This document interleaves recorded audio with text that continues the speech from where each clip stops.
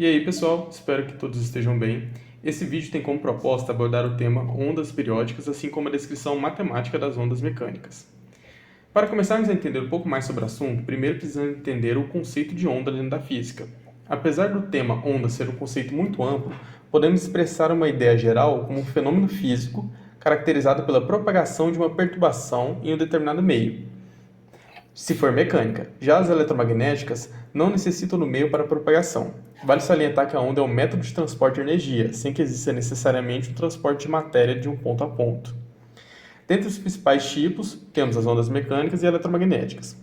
Apesar das ondas eletromagnéticas serem de extrema importância para nós, pois é através dos estudos sobre elas que são geradas tecnologias como ondas de rádio, televisão e microondas, além do fato que elas podem se propagar no vácuo, hoje iremos abordar o primeiro tipo citado, ondas mecânicas. As ondas mecânicas podem ser classificadas em relação à sua vibração e à sua direção de propagação, sendo elas longitudinais e transversais. As ondas longitudinais têm como principal característica o fato de que sua vibração é paralela ao sentido de propagação da onda, tal qual uma mola quando esticada e depois liberada de forma repentina.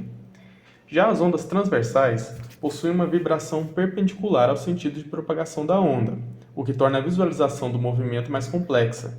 Analisando o gráfico ao lado, temos a função senoidal representando uma onda transversal.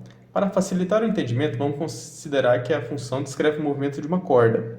Agora vamos imaginar que cada ponto destacado na função é um pequeno pedaço dessa corda.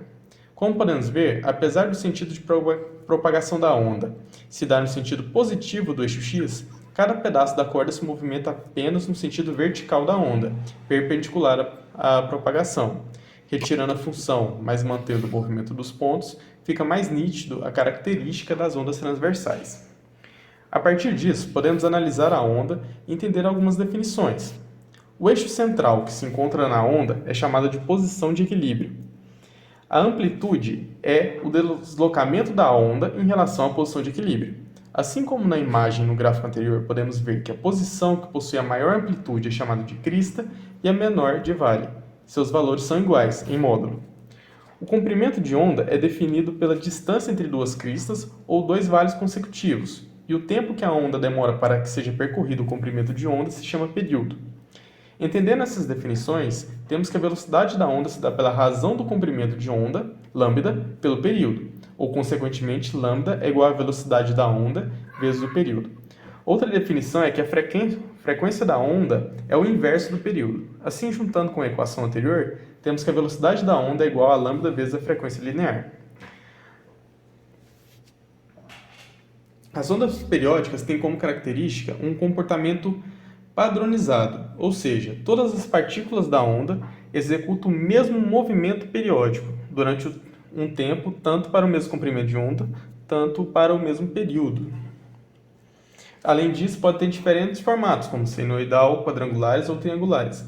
Um exemplo de onda periódica pode ser uma pessoa segurando uma extremidade de uma corda, gerando oscilações idênticas, gerando assim uma onda periódica através de um movimento harmônico simples, como iremos demonstrar no decorrer do vídeo. Agora, falando mais especificamente da descrição da onda como uma função, temos que ela pode ser descrita de forma muito semelhante a um seno ou cosseno, tendo sua oscilação variando de -1 a 1. Podemos chegar na equação y de x igual a cosseno, porque dessa forma temos a amplitude máxima e mínima, assim como sua variação ao longo do tempo. Outro detalhe que temos que nos atentar é que não estamos utilizando o cosseno como círculo trigonométrico. Portanto, precisamos substituir x por 2π. Além disso, precisamos dividir 2π por lambda, para deixar proporcional devido à variação do comprimento de onda ao longo do tempo. Falando de tempo, precisamos incorporar nessa função utilizando o movimento harmônico simples. Assim temos ômega vezes t, onde ômega é a frequência angular e t o tempo, 2π vezes a frequência, o tempo, substituindo a frequência pelo inverso do período, temos 2π vezes o tempo sobre o período. Ao final, nossa equação é uma função de duas variáveis, x e t, tempo, igual a amplitude vezes o cosseno de 2π x sobre o comprimento de onda, mais ou menos 2π vezes o tempo sobre o período, onde esse mais ou menos se refere à direção do sentido de propagação. Para a esquerda positivo, para a direita negativo.